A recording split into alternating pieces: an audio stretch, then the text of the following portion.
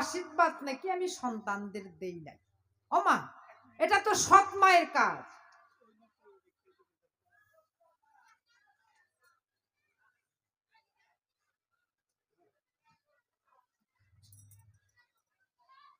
এটা তো ভালো মায়ের কাজ। এই জগতে ভালো মা যারা নিজের সন্তানের থেকে পরের সন্তানকে আদর করে তারা, তাই না? এটা হচ্ছে ভালো মায়ের কাজ।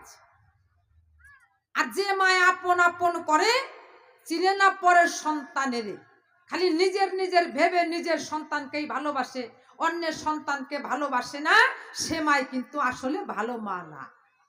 আমার জানা ছিল তাই, কিন্তু কৃষ্ণের বিচারে আজকে ধৈরা পড়ছে, এটা বলে ভালো বিচার করি নাই।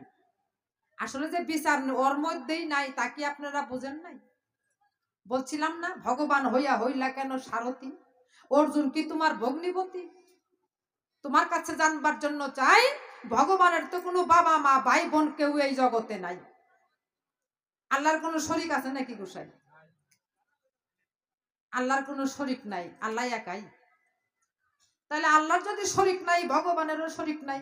গীতার মধ্যে যা লেখছে, কোরআনের মধ্যেও তাই লেখছে। গোসাই, এই বিড়িটা আমার আসরের সামনে খাবেন না, এই ধোঁয়া যেন আমার গায়ে লাগে না, কারণ ওই জিনিসটা আমি খাই না।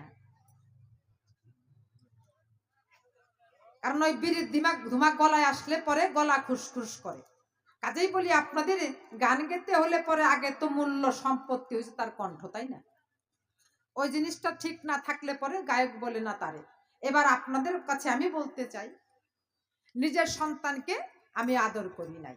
নিজের সন্তান আমার আসলে ভালো ছিল, তোমার মধ্যে একমাত্র ভেজাল রয়ে গেল। এই কৃষ্ণের চক্রান্তে পরে আমার সন্তানরা মরেছে ভাই, আমার সন্তানরা ইচ্ছা করে মরে নাই।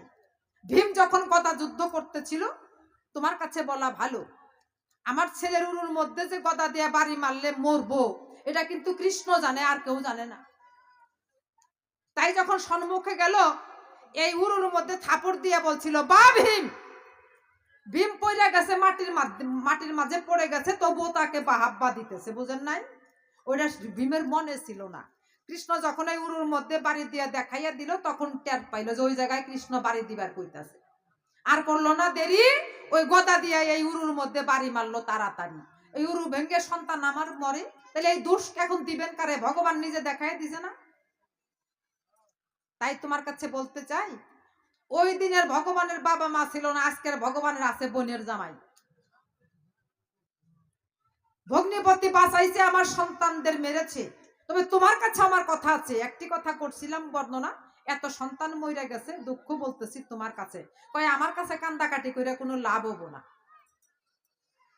হাজার হাজার টাকার তহবিল যদি থাকে, তার মধ্যে কি একটা হলদির গিট নাই? হ্যাঁ, এ কথা কয়ে গেছে না? মা, ওই তুমি কথা নেও, বাড়িতে গিয়ে ধরো তাওই মশার পাও, যদি সেখানে কোনো জায়গায় কিছু পাও। আমি তোমার পুতুরা, বিআইটিআই হইলে পরে কোনো বিধি ব্যবস্থা বলে করবার পারে। দাদা যদি কেউ পেঁয়াজ খাইয়া সামনে দিয়া যায়, ঢেক দিলে টের পাওয়া যায় পেঁয়াজ খাইছে এই শালায়। তোমার মনে যে ধারণা, আমি তো তা নিয়ে কথা বলছিলাম না। ভগবান যদি কৃপা করে, মরা মানুষকেও বাঁচাইতে পারে। প্রমাণ আছে হাজারে হাজারে, দরকার হলে বলবো পরে। তোমার কাছে করতেছি বর্ণনা, আসলে তোমারই মন ভালো না, তোমার চক্রান্ত পড়ে আমার সন্তানটা যুদ্ধে মরে।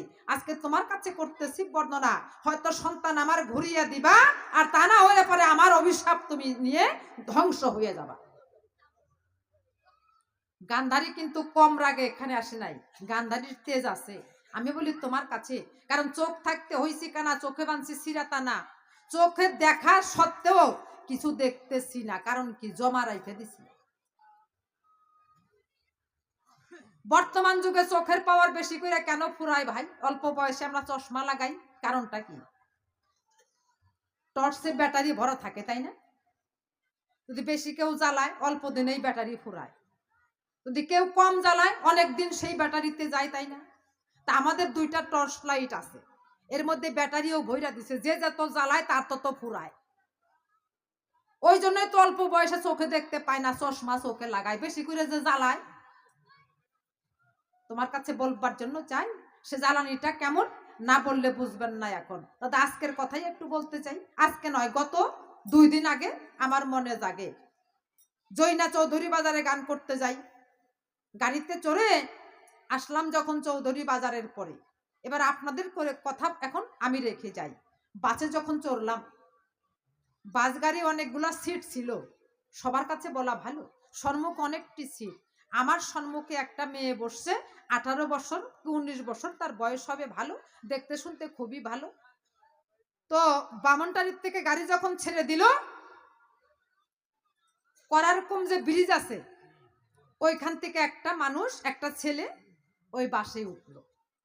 উঠা দেখলো গাড়িতে অনেক সিট আছে, সেই সিটগুলো থুইয়া ওই যে মেয়েটা বসছিল যে সিটের মধ্যে সভাতে দিচ্ছি কইয়া 3 জনা সিট, মেয়েটা সাইডে বসছে, মাঝখানে একটা জায়গা আছে, তারপরে যাইয়া ওই ছেলেটা বসছে।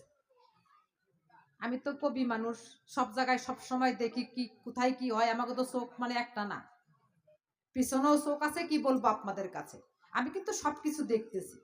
দেখি ছেলেটা কি করে। গাড়ি যখন দিল ছেড়ে, গাড়ি আর যত কত নাচে, ইচ্ছা করে নাইসা নাইসা কাছে আসবার জন্য চায়, যদি একটু ঘেঁষা দেওয়া যায়, হায় রে হায়, সেই আশায়। আবার এইটাও জানে বেশি তেরিবেরি করলে পরে আবার দাঁত থইব না।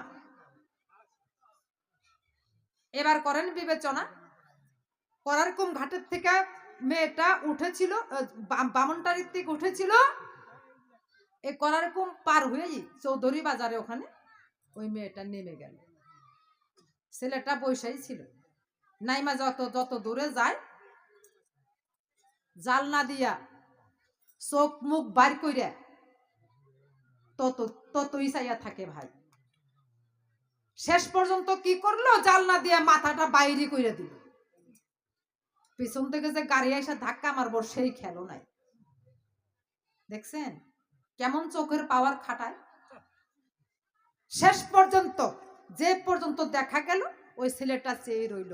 এবার আপনাদের কাছে করতেছি বর্ণনা, তাতে কি মেয়েটার কোনো ক্ষতি হয়েছে? ব্যাপারটা বুঝলেন না? মেয়েটার কোনো ক্ষতি হয় নাই, ক্ষতির বেলা একমাত্র ওরই হয়েছে। কারণ যে জায়গায় একটা পাতিলের মধ্যে যদি আপনার 16 কেজি দুধ থাকে বা 5 কেজি গাখির থাকে, কিন্তু সেই পাতিলে 16 কেজি গাখির ধরবো, আপনি 5 কেজি গাখির দিলেন, সেই গাখিরের পাতিল যখন চৌকায় বসিয়ে দিলেন, নিচে যখন দিলেন আগুন ধরাইয়া, পাতিল গরম হইয়া দুধ উতলাইয়া, আরো যে 5 কেজির জায়গা আরো যে 5 কেজি মাত্র দিচ্ছেন, আরো যে 10 কেজি ধরবো বা 11 কেজি ধরবো, এই জায়গাটা কিন্তু আছে পাতিলের মধ্যে। তথাপিও দেখবেন ওই দুধ উতলাইয়া গিয়া ওই জায়গাগুলো গেছে পরিপূর্ণ হইয়া, পরিপূর্ণ হবার পরে আবার উপর দিয়ে গড়িয়েও পড়তেও পারে। যদি বেশি গরমের তাপ লাগে, যদি বেশি উতলায়, তাহলে পাতিলে কি গাখির থাকবো? হ্যাঁ, পাতিল গড়িয়ে গাখির পইরা যাইব।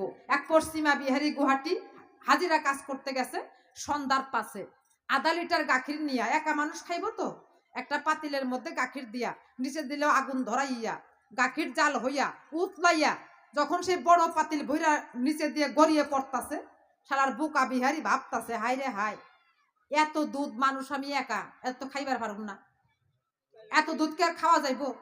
তখন বেশি করে পাতিল জাল নিচের চৌকার মধ্যে জাল দেয় আর মুখে কয় কয় গিট যাও হাম এক আদমি কেতনা খাইগা,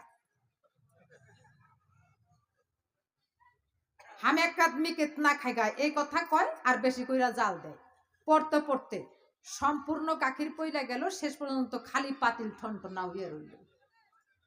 তাহলে তোমার কাছে করতেছি বর্ণনা, ওই যে আগুনের তাপ যখন পাতিলে লাগছে, দুধ তো উতলাইতেই আছে, উঠতে যখন গড়ে পড়ে যায় ওইটাকে আর হাত দিয়ে থামানো যায়? হাত দিয়ে কিন্তু থামানো যায় না। ওমা, তোমরা গাখির জ্বালতে দিতে গেলে পরে ঠান্ডা পানি রাখো না গো। হ্যাঁ, দেখবেন যখনই ওই গাখির উতলাইতে চায় একটু ঠান্ডা পানি দিলে পরে যেখানকার গাখির সেই জায়গায় পৌঁছায়। তো সেই গাখিরটা এবং সেই ঠান্ডা পানিটা কি? ঠান্ডা পানির খবর যারা করে তাদের যেতে হবে না নরকপুরে। ঠান্ডা পানি বলতে আপনি কি বুঝেন? ওই মেয়েটা বসতো, ওই মেয়েটার কাছে ছেলেটা বসতো, খালি পাশে কেন, যদি কুলেও বসতে পারতো, কুলে বসলেও কোনো ক্ষতি হতো না। সেটা কি, যদি একমাত্র ভাবতো যে এই মেয়েটার মতো আমার মাও তো একদিন ছিল, এমন যুবতী নারী আমার মাও একদিন ছিল, কাজেই সেই মায়ের অংশ আছে এর ভিতরে, কাজে কোন নজরে দেখবো আমি কেমন করে। মাতৃজ্ঞান থাকলে অন্তরে ওই পাতিলও গরম হইতো না, গাখিরও উতাইয়া পড়তো না, আর ওই ঠান্ডা পানি দেওয়ানো লাগতো না, তাই না?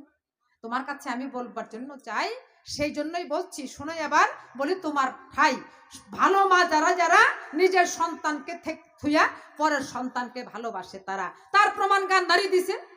যেহেতু সিরাতে না, চোখের মধ্যে বাঁধছে, চোখ থাক থাক চোখে দেখে না, যে করে স্বামীর ভজনা, স্বামী যাহা দেখতে পারে না আমি তা দেখতে চাই না, কারণ এটা সতী নারীর কর্তব্য। কাজেই তোমার কাছে বলতে চাই, সেই চোখের পাওয়ার আমার পরিপূর্ণই আছে রে ভাই। আপনার যদি এই জীবন ভরাই যদি এই চোখ দুটা বান্ধা থন, তাহলে আপনার পাওয়ার পরিপূর্ণ একদম ফিল আপ হয়ে থাকবো না। ওই চোখের যার দিকে চাকাইবেন, যদি ইচ্ছা করেন তাকে পুড়িয়ে মারতেও পারবেন, কোনো অসুবিধার কারণ নাই।